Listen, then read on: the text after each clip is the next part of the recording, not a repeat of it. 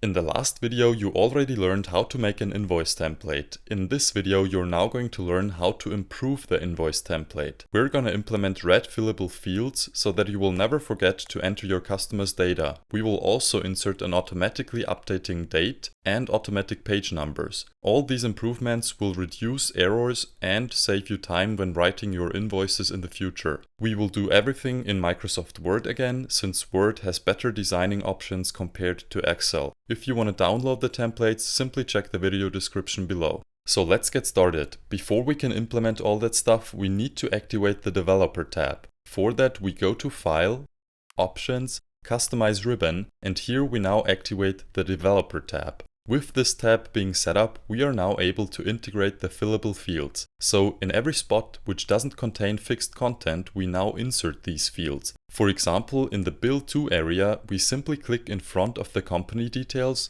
go to the Developer tab, and click on the Rich Text Content control.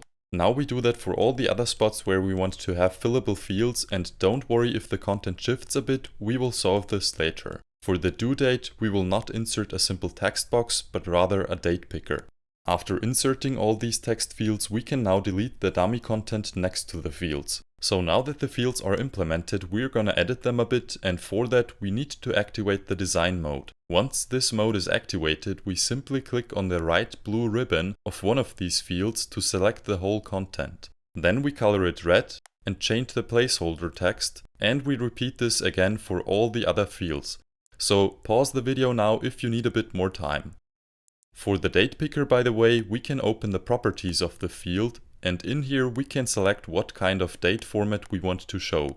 After we did all these changes, we deactivate the design mode again.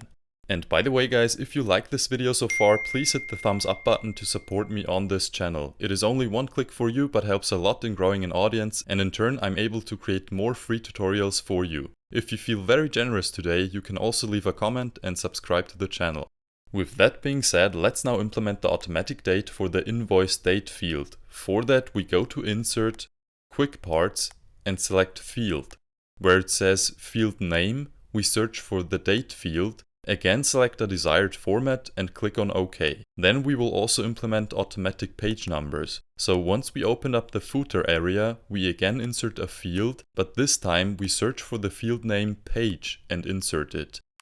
And after the slash symbol, we also insert a field, but the one with the name num pages. If you're wondering what the difference between these fields is, that is actually quite simple. The first field we inserted always shows the current page number, and the second field always shows the total number of pages. And that's it for this video. In the next video, we will create our own custom macro, which will ask us for the sales tax and then calculate everything inside the invoice table. Like that, you will never have to do the calculation again, and you can be sure that the calculation is correct. As always, if this video was helpful for you, please support me by liking the video. See you in the next one.